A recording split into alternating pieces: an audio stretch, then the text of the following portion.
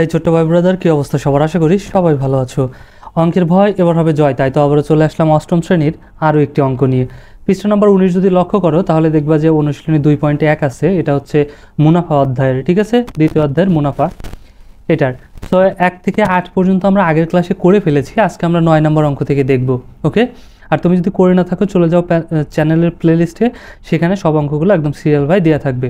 ওকে, এখানে দেখো 9 নম্বরে কি বলছে, রিয়াজ সাহেব কিছু টাকা ব্যাংকে জমা রেখে 4 বছর পর 4,760 টাকা মুনাফা পান।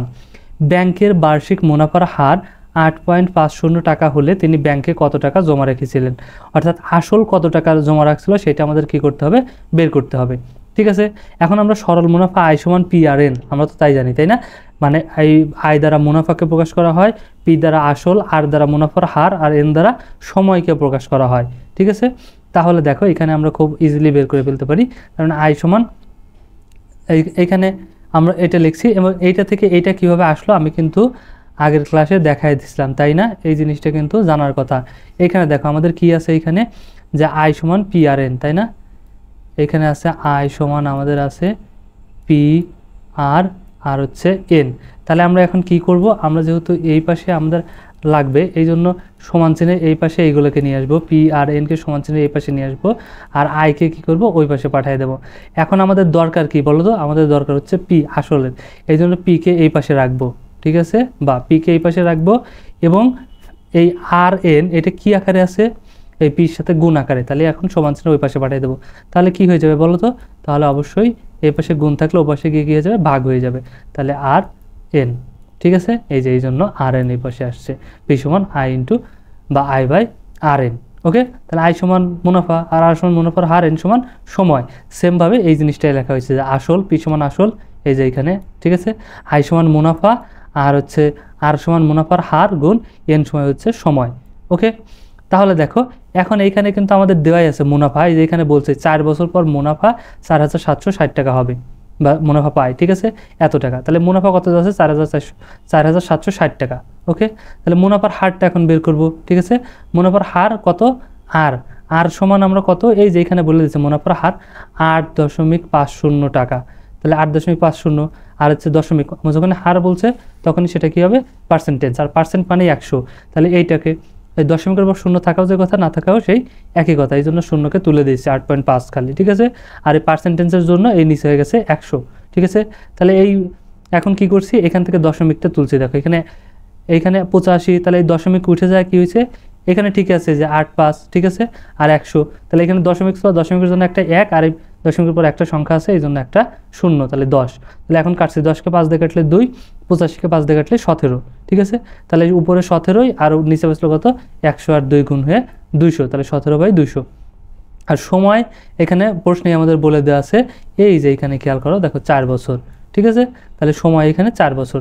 তাহলে এখন খুব ইজিলি কিন্তু আমরা করে ফেলতে পারবো, আসল সমান কত, তাহলে আসল পি সমান I divided by R N. ঠিক আছে, তাহলে আর সমান কত পাইছি, এই যে 17/200, 17/200 গুণ 4। ঠিক আছে, আচ্ছা, তাহলে এখন এটা হয়ে গেছে। এটা কীভাবে হয়েছে, অঙ্কটা কি বুঝতে পারছো?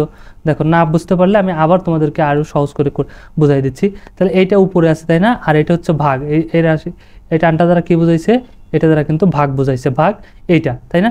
তাহলে এইটা উপরের কি থাকে, উপরেরটা ঠিকই থাকবে, ঠিক আছে, আর ভাগ কী হয়ে যায়, গুণ হয়ে যায়, আর নিচের ভগ্নাংশটা উল্টে যায়। ঠিক আছে, তাহলে এইখানে দেখো আমরা যদি একবারে এখানে ভেঙেও করে নিতে পারি, আবার একবারেও করে ফেলতে পারি। ঠিক আছে, তাহলে এইটা উপরে ঠিক আছে, আর এটার সাথে এটা উল্টে যাবে, যেহেতু উল্টে গেলে এইটা উপরে চলে যাবে, 200 উপরে চলে যাবে, আর 17-র সাথে এই 4ও কোথায় আছে, গুণ আছে মানে উপরে আছে, তাহলে এটা নিচে চলে আসবে।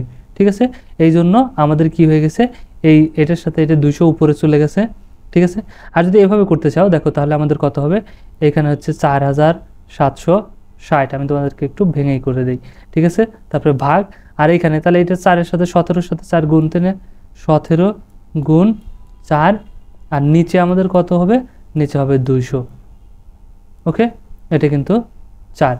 ওকে, তাহলে এটা কি ভাগ আছে, তাহলে ভগ্নাংশের ভাগ করতে হয় কি করে, প্রথম ভগ্নাংশটা ঠিকই থাকে, প্রথম ভগ্নাংশ কত, 4,760, প্রথম ভগ্নাংশ ঠিকই থাকে, আর দ্বিতীয় ভগ্নাংশটা কী হয়ে যায়, ভাগ চিহ্ন কী হয়ে যায়, গুণ হয়ে যায়, এটা ভাগ, তাহলে ভাগ কী হয়ে যাবে, গুণ হয়ে যাবে, আর দ্বিতীয় ভগ্নাংশ উল্টে যাবে। তাহলে এইখানে 200 উপরে চলে যাবে, আর নিচে চলে আসবে কি দেখো তো, এই যে 17 গুণ 4, এটা নিচে চলে আসবে। আর এটা যেহেতু গুণের নিচে মনে মনে, এটা যেহেতু পূর্ণ সংখ্যা মনে মনে করতেছে 1 আছে, তার মানে এইটাও কোথায় আছে, উপরেও আছে, এই জন্য এটা নিচে। এবার বুঝতে পারছো, এই যে এখন 4760 উপরে হয়ে গেছে, গুণ 200 আর নিচে 17 গুণ 4। সেমভাবে এটা কাটতে পারি আমরা, 4কে কাটছি 4 দিয়ে, তাহলে 1, 4কে 200 দিয়ে কাটছি, কত হয়েছে 50।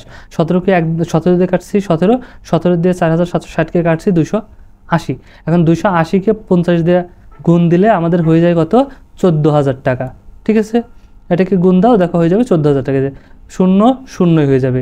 আর 5 দিয়ে যদি এখন গুণ করি, 5 0 0, 5 8 40 0, হাতে আমার 4, ঠিক আছে, তাহলে 10 আর 4 14, তাহলে হয়ে গেল। তাহলে তিনি ব্যাংকে 14,000 টাকা জমা রেখেছেন। তাহলে আসল কিন্তু আমরা পেয়ে গেলাম কত টাকা, 14,000 টাকা। ওকে, আচ্ছা, তারপরে দেখো, তারপরেটা কি বলছে 10 নম্বরে, যে শতকরা বার্ষিক যে হারে কোনো মূলধন 6 বছরে মুনাফা মূলধনে দ্বিগুণ হয়, সেই হারে কত টাকা 4 বছরে মুনাফা মূলধন 2,550 টাকা হবে। এখানে আসল কত টাকা সেটা বলে নাই, ঠিক আছে, আবার মূলধন কত সেটাও, সরি, মূলধন এবং মূলধনটা কত সেটা আমাদের বলে নাই। যদি মূলধনটা বলে দিত তাহলে কিন্তু খুব ইজিলি আমরা বের করে ফেলতে পারতাম। এই জন্য আমরা ধরে নেব যে, ধরি মূলধন সমান কত, পি। এমনিতেও মূলধনকে পি দ্বারাই প্রকাশ করা হয়, ঠিক আছে, এই জন্য আমরা ধরে নিলাম যে মূলধন সমান কত, পি। তাহলে 6 বছরে মুনাফা মূলধন 2p। কেন 2p? এই যে এখানে বলছে 6 বছরে মুনাফা মূলধনের দ্বিগুণ হবে। দ্বিগুণ মানে কি, 2 গুণ, তার মানে এই মূলধনের সাথে 2 গুণ দিলাম, তাহলে কত হয়ে যাবে, 2p। ঠিক আছে, তাহলে 6 বছরে মুনাফা কত হবে, এইটার মধ্যে আছে মুনাফা মূলধন দুটোই আছে। তাহলে মুনাফা মূলধনের থেকে যদি মূলধন বাদ দেই তাহলে মুনাফা পাওয়া যাবে, তাই না? তাহলে 2p থেকে একটা পি বাদ দিলে একটা পি। ওকে, আচ্ছা, তাহলে আমরা জানি মুনাফার হার সমান কি, মুনাফা ওই যে একটু আগেই দেখলাম মুনাফার হার, অর্থাৎ আর সমান আমরা কি দেখলাম, আই সমান, তাহলে আমাদের কি হয়ে যাবে বলো তো, আই সমান এখানে পিএন, তাই না? তাহলে আর মুনাফার হার সমান কি, মুনাফা, আই দ্বারা মুনাফাকে প্রকাশ করা মুনাফা, আর পি দ্বারা মূলধন, আর এন দ্বারা সময়। ঠিক আছে, তাহলে সময়। তাহলে এখানে মুনাফা আমরা কত পাইছি, যে মুনাফা বের করছি, মুনাফা বের হয়েছে আমাদের পি। যদিও মুনাফা আয় দ্বারা প্রকাশ করা হয়, কিন্তু এইখানে আমরা মুনাফা পাইছি কত, বিয়োগ করে পি পাইছি, এই জন্য মুনাফাকে দিলাম পি। মূলধন কত পাইছি, মূলধন এখানে আমাদের পি। ঠিক আছে, এই জন্য মূলধনও পি দিলাম। ঠিক আছে, পি ধরছিলাম মূলধন যে, আচ্ছা। আর বয়স, সময় কত পাইছি, 6। এখানে আমাদের বলেই দিছে 6 বছর প্রশ্নে। ঠিক আছে, তাহলে সময় কত, 6। তাহলে এখন দেখো এই পি আর এই পি কী হয়ে যাবে, কেটে যাবে। তাহলে পি দ্বারা পি দিয়ে ভাগ দিলে 1, এখানেও 1। ঠিক আছে, তাহলে নিচে 6 অক্ষে 6 আর 1 অক্ষে 1 উপরে। ঠিক আছে, তাহলে 1/6 হয়ে গেল আমাদের। তাহলে এখানে মুনাফা সমান আমরা কি জানি, মুনাফা অর্থাৎ আয় সমান আমরা কি জানি, পি আর এন। আয় সমান পি আর এন। ঠিক আছে, এই জন্য মূলধন আর দ্বারা মুনাফার হার, আর এন দ্বারা সময়। ঠিক আছে, তাহলে এখন সেমভাবে বের করি।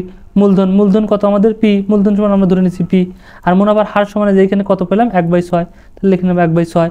আর সময় কত, 4 বছর, তাই না? এই যে কোন সময়, এই যে 4 বছরে কত টাকা মুনাফা হবে। ঠিক আছে, ওটা তো দ্বিগুণ হয়েছিল 6 বছরে। ঠিক আছে, আর 4 বছরে মুনাফা মূলধন 2,500 টাকা হবে, এই জন্য সময়টা কত, 4। তাহলে এখন আমরা কি করতে পারি, এখন জাস্ট কাটাকাটি করব। 2 দিয়ে 4কে ভাগ দিলে 2, 2 দিয়ে 6কে ভাগ দিলে 3। তাহলে উপরে বাঁচলো কত, এই 2, 1 আর এই পি, তাহলে 2p বা 2p। আর নিচেও কত বাঁচলো, 3 আর এর নিচে 1, তাহলে 3 অক্ষে 3, 2p/1। তাহলে প্রশ্ন মতে এখন খেয়াল করো, এইটা আমরা লিখতে পারি যে এইটা সমান আসল বা মূলধন। পি সমান কত, আসল। আমরা ধরে নিয়েছিলাম না যে মূলধন সমান কত ধরছিলাম, পি।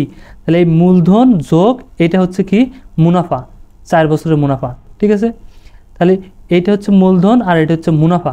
তাহলে মূলধন আর মুনাফা যোগ করছি। ঠিক আছে, কেন যোগ করছি, কারণ এই যে মূলধন, মুনাফা আর মূলধনে কত টাকা হবে, 2,050 টাকা হবে। এই জন্য এই দুটোকে যোগ করছি, মূলধন আর মুনাফা, এই দুটো যোগ করে কত হয়েছে, 2,050 টাকা। ঠিক আছে, তাহলে এখন এইটাকে দেখো, এটাকে যদি আমরা করি বা যোগ করি তাহলে কত হয়েছে, 5p/3। এটা কি বুঝতে পারছো? তাহলে এখানে পি আছে, দেখো এটাও করে দিচ্ছি তোমাদেরকে, পি প্লাস 2p / 3। তাহলে এটা কীভাবে আসলো, এখন যোগ করতে হয় ভগ্নাংশের কী করে, হরগুলোর লসাগু। তাহলে পির নিচে কত আছে, 1, আর এই 3, লসাগু কত হবে, 3। তারপরে কি, হর দ্বারা ভাগ করে লব দ্বারা গুণ। তাহলে পির নিচে 1 আছে, 1 দিয়ে 3কে ভাগ দেবো, 3ই হবে। 3 দিয়ে পিকে গুণ দেবো, তাহলে কত হয়ে যাবে, 3p বা আচ্ছা 3p। তারপর এখানে যোগ আছে, যোগ 3 দিয়ে 3কে ভাগ দিলে 1, 1 দিয়ে 2কে গুণ দিলে 2p-কে গুণ দিলে 2p, ঠিক আছে। তাহলে 3p আর 2p কত p হয়ে যাবে 5p, ঠিক আছে। আর নিচে কত 3, এইভাবে এই যে হলো 5p/3 সমান কত হয়ে গেল আমাদের 2050, ঠিক আছে। কারণ এই দুটো যোগ করলে এত হয়, তার মানে এটা সমান এটা, ঠিক আছে। তাহলে এটা এখন দেখো এখন কি করছি, এখন এইটাকে আমরা এই কষে কষে গুণ দিয়েছি প্রথমে, ঠিক আছে। তাহলে এর নিচে কত আছে মনে মনে 1 আছে, তাহলে 1 দিয়ে 5p-কে গুণ দিলে আমাদের কত হয়ে যাবে 5p হয়ে যাবে, তাই না। আর সমান এইখানে আমাদের কত, এই 3 দিয়ে এই 2050-কে গুণ দেবো, ঠিক আছে। তাহলে কত হয়ে যাবে 2050 গুণ 3, ঠিক আছে। এটা গুণ, আচ্ছা একটু বুঝে নিও, আমার লেখাটাই হয়ে গেছে এটা। আর এখন 5 তাহলে এই পির সাথে কি আকার আছে, গুণ আকার আছে। তাহলে 5কে যদি ওই পাশে পাঠাই দিই তাহলে 5 এখন এখানে এসে কি হয়ে যাবে ভাগ হয়ে যাবে, তখন এখান থেকে 5 উঠে যাবে, ঠিক আছে। পি সমান তাহলে এত হয়ে যাবে, এই যে পি সমান এটা চলে আসছে, ঠিক আছে। এখন যদি কাটাকাটি করি 5 দিয়ে 5কে কাটলে 1, 5 দিয়ে 2050-কে কাটলে 410, তাহলে 410-কে 3 দিয়ে গুণ দিলে কত হয়ে যাবে 1230, ওকে। তাহলে অতএব 1230 টাকা এটাই আমাদের আসল, ঠিক আছে। তাহলে 1230 টাকা, 4 বছরের মুনাফা মূলধন কত হবে 2050 টাকা হবে। সো আসল আমাদের কত 1230 টাকা, ওকে। তারপর এটা যদি দেখো এখানে বলছে বার্ষিক শতকরা 6 টাকা মুনাফায় 500 টাকার 4 বছরের মুনাফা যত হয়, বার্ষিক শতকরা 5 টাকায় মুনাফায় তত টাকায় 2 বছর 6 মাসের মুনাফা তত হবে। তাহলে এই 2 বছর 6 মাসের মুনাফা কত হবে দেখি বের করি। এই 2 বছর আর 6 মাস এটা ভাঙটি আছে, দুইটা এককে আছে, এই জন্য আমরা একটা এককে নিয়ে যাবো প্রথমে, ঠিক আছে। 2 বছর 6 মাসকে আমরা বছরে নিয়ে যাব, তাহলে 2 বছর তো 2 বছরই, যোগ 6 মাস, 1 বছর সমান কয় মাস 12 মাস, তাহলে 6 মাস কি 12-এর অর্ধেক, এই জন্য আমরা এখানে কি লিখলাম সরাসরি অর্ধেক লিখলাম, ঠিক আছে 1/2। তাহলে এটাকে যদি আমরা যোগ করি তাহলে কত হয়ে যাবে 5/2। সেমভাবে এই যে নিচে মনে মনে 1 আছে, তাহলে 1 আর 2 এর লসাগু কত হয়ে যাবে, এখানে আমাদের 2 হয়ে যাবে, ঠিক আছে। তাহলে 1 দিয়ে আমরা 2কে ভাগ দেবো কত হবে 1ই, 1 দিয়ে আবার 2কে গুণ দেবো কত হবে 2 হবে, যোগ 2 দিয়ে 2কে ভাগ দিলে 1, ঠিক আছে। সরি, এর নিচে কত আছে মনে মনে, এর নিচে 1 আছে, তাহলে 1 দিয়ে 2কে ভাগ দিলে কত 2, আর 2 দিয়ে 2কে গুণ দিলে কত হয়ে যাবে 4 হয়ে যাবে, সরি, ঠিক আছে 4। এই যোগ এই যোগ, এখন 2 দিয়ে 2কে ভাগ দিলে 1, 1 দিয়ে 1কে গুণ দিলে আবার 1, তাহলে এখন কত হয়ে যাবে 4 আর 1 যে 5 হয়ে গেল, আর নিচে 2, বুঝা গেছে। তাহলে 5/2 বছর হয়ে গেল। তাহলে আমরা জানি আই সমান পি আর এন, ঠিক আছে। তাহলে মুনাফা যদি বের করি, মুনাফা সমান কত আসল মুনাফার হার আর সময়, যে পি দ্বারা আসল, আর দ্বারা মুনাফার হার, আর এন দ্বারা সময়, ঠিক আছে। তাহলে এখানে দেখো শর্ত মতে শতকরা 5 টাকা মুনাফা আসল ক টাকা ধরে নিলাম, যেহেতু আমরা মুনাফায় আসল কত টাকা হয় সেটা আমরা জানি না, এই জন্য ধরে নিলাম ক টাকা। যেহেতু উভয় অংশের মুনাফা সমান, উভয় অংশের মুনাফায় কি হবে সমান হবে, ঠিক আছে।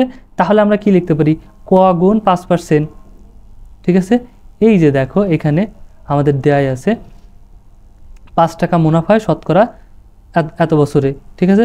তাহলে ক আসল কত আমরা জানি না, এই জন্য ধরে নিচ্ছি ক গুণ মুনাফার হার কত 5%, এই যে 5 টাকা মুনাফায়, ঠিক আছে 5%।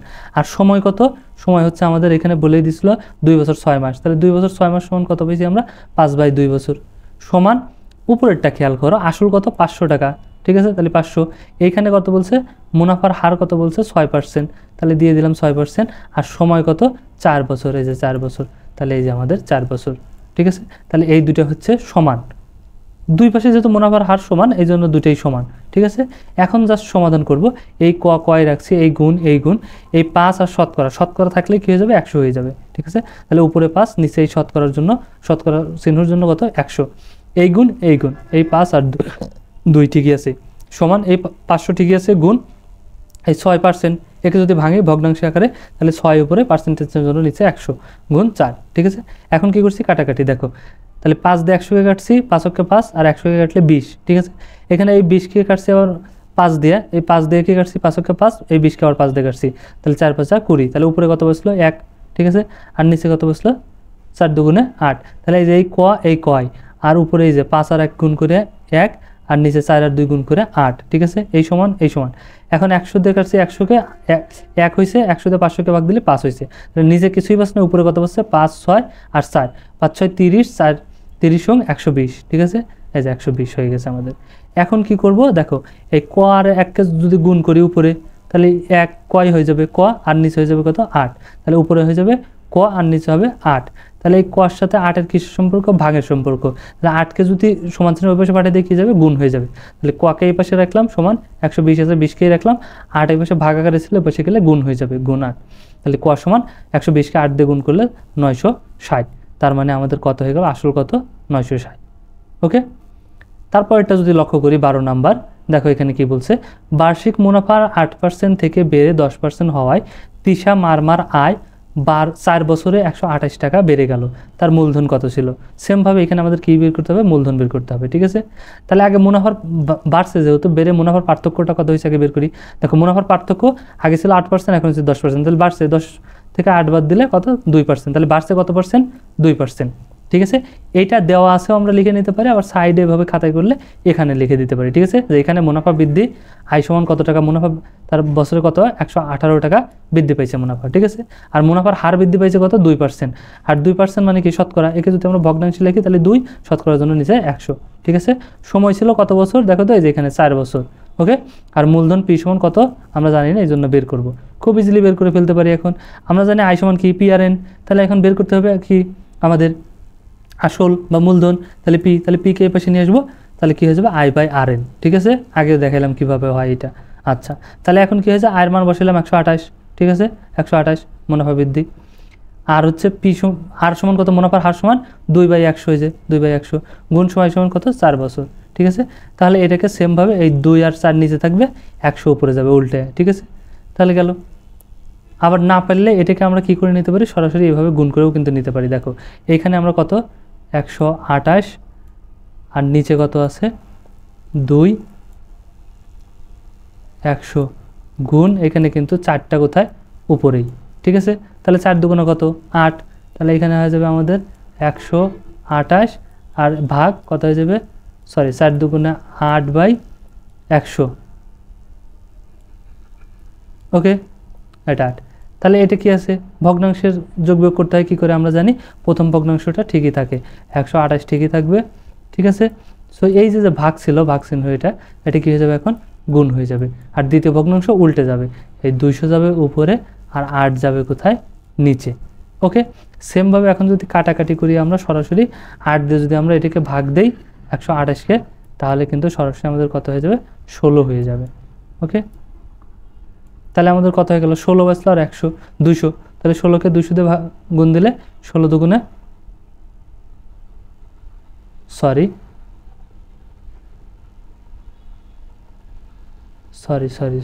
তাই তো কই 200 শ্লোকান থেকে এখানে 100, তাহলে তো এখানেও 100। ঠিক আছে, তাহলে এইটাও আমাদের কত? 100, মিস্টেক একটু। ঠিক আছে, 100। তাহলে কত হয়ে গেছে? এই যে 1600, 6 আর হচ্ছে 2শূন্য, সেমভাবে এইটা হয়ে গেছে। ঠিক আছে, আর এভাবে কাটাকাটি যদি হয় তাহলে কিন্তু খুব ইজিভাবে আমরা কেটে ফেলেছি। ওকে, 1600।